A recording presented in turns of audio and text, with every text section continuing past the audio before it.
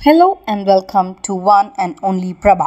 எங்க அம்மா அவல் பொரி பண்ண போறாங்க. கார்த்திகைக்கு இந்த அவல் பொரியை பண்ணுவாங்க. இது எப்படி பண்றது, எவ்வளவு ஈஸியா பண்றது வீட்லங்கிறது எங்க அம்மா இப்போ காமிப்பாங்க. Hi hi mummy. ஹாய்.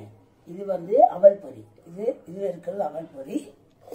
இது தேங்காய் கீறி வச்சிருக்கேன், பச்சை தேங்காய்.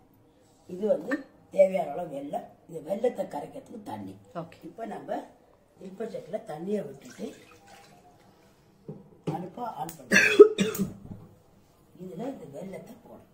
ஒரு 1.5 கிளாஸ் தண்ணி விட்டுருக்கேன். ஓகே. இது எவ்வளவு பேருக்கு? பேருதான் சாப்பிட்றது தானே கணக்கு.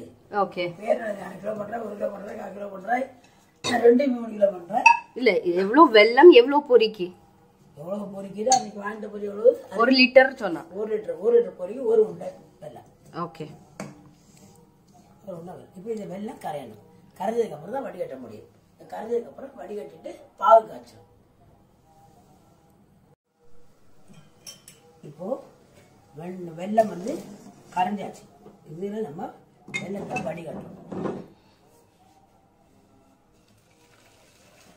இது எல்லா வாட்டியும் சொல்லணுங்கிறது இல்லை. இதுல மணல் இருக்கும். இந்த சட்டியை வாஷ் பண்ணிட்டு திரும்பி அடுப்பை வைக்கலாம்.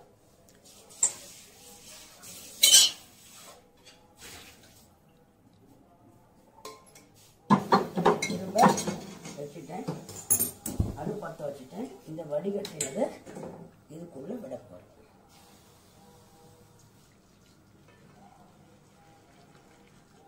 இது நல்ல பாகு, அதாவது கல்லுப்பாகு. நான் தக்காளி பாகை விட அடுத்த ஒரு பாகு இருக்கு, அது பேர் கல்லுப்பாகு.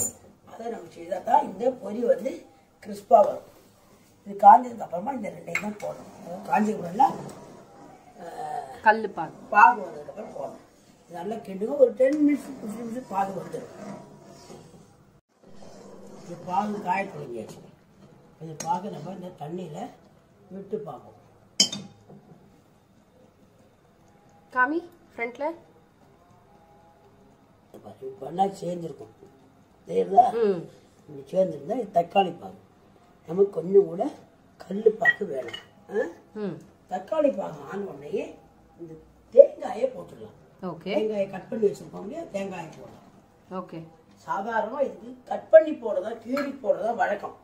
சப்போஸ் வீட்டை யாராவது வயசான வாங்கியிருக்கா, பொரி திம்ப ஆசையா, ஆனா அவளுக்கு கடிக்க முடியாதுன்னு சொன்னால் வேணுமான திரும்பி போட்டுருவோம்.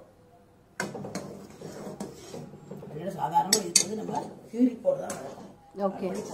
கார்த்திகை சொன்னாலே முதல்ல மனசுக்கு வருவது இந்த அவல் பொரி. அவல் பொரியும் செய்வோம், நெல் பொரியும் செய்வோம். நெல் பொரி ரொம்ப ஜாக்கிரதையா இருக்கணும். முதல்ல நெல்லெல்லாம் எடுக்கணும். அது ரொம்ப இம்பார்ட்டன்ட். உட்காந்து நெல் பறக்கி ஆகணும். ஒரு நெல் கூட இல்லாம பறக்கணும். சொட்டு நெய் விடுறேன். எந்த ஒரு நெய்வேத்தியத்துக்கும் சொட்டு நெய் விடுறது நல்லது. நிறைய நெய்லாம் வேண்டாம், ஜஸ்ட் ஒரு 1/2 ஸ்பூன் நெய் விட்டோம்னா நெய்வேத்தியத்துக்கு நெய்ங்கிறது ஒரு விஷயம். வழக்கம் வைக்கிற வழக்கம். இப்போ பாகு நல்லா காஞ்சாச்சு. கார்த்திகை எப்போ வருது இந்த வருஷம்? இந்த எல்லா வருஷமுமே நவம்பர் மாசம் வரும். 23ஆம் தேதியா? 23ஆம் தேதி இந்த பாகு தெரியுது நமக்கு. இந்த வாரம் நல்ல பாகு காஞ்சாச்சு. இப்போ நம்ம இந்த பொரியை அதில் போடணும். ஆல்ரெடி தேங்காயை போட்டிருக்கோம். தெரியுதா தேங்காய்? இப்போ இதில் பொரியை போடணும்.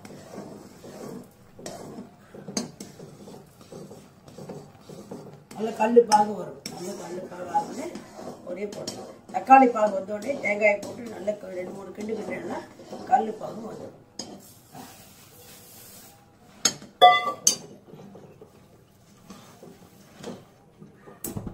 அடுப்பை சிம்மில் போட்டுக்கோ. கொஞ்சம் கையை ஸ்பீடாக அதுக்கப்புறம் கார்த்திகை செய்யறது வந்து அப்பம். ஓகே. அப்பம் நாங்க ஆல்ரெடி வீடியோ அப்லோட் பண்ணியிருக்கோம். அப்பம் நான் இப்போ அடுப்பு ஆஃப் பண்ணுறேன். அடுப்பு ஆஃப் பண்ணியாச்சு. அதுக்கப்புறம் உள்ளது வந்து அடை. பச்சரிசி அடை தான் பார்ப்போம். ஏன்னா புழுங்கல் அரிசி அடைங்கிறது, புழுங்கல் அரிசி அப்படிங்கிறது ஆல்ரெடி வெந்த அரிசி, பேரே பாயில்டு ரைஸ் ஆகும். அதனால பச்சரிசி அடை அன்றைக்கி நேவேத்தியத்துக்கு என்றைக்குமே பச்சரிசி அடையை வாங்கணும். ஒரு நாளைக்கு அடையும் அப்லோட் பண்ணி தரேன். பொரி ஆயாச்சு. செலவா உருட்டுவா. நம்மாட்ட உருட்டுற வழக்கம் இல்லை. உருட்டுன்னு உடனே கையில் தொட்டு நெய்யை தடவிட்டு தண்ணியை போட்டுட்டு சூடாக விட்டுருக்கணும். விட்டு வச்சுட்டேன்னா அதுக்கப்புறம் நல்லா டைட்டாக விட்ட முடியும். இந்த பொரி எடுத்து பார்த்துக்கோ. இதுதான் பொரி. பியூட்டிஃபுல். ஸோ கார்த்திகைக்கு வீட்டில் பொரி கிண்டுங்க, விளக்கு வைங்க, ஃபெஸ்டிவலை நல்லா கொண்டாடுங்க. இந்த வீடியோ உங்களுக்கு பிடிச்சிருக்குன்னா லைக் பண்ணுங்க, கமெண்ட் பண்ணுங்க, சப்ஸ்கிரைப் பண்ணுங்க. தேங்க்யூ.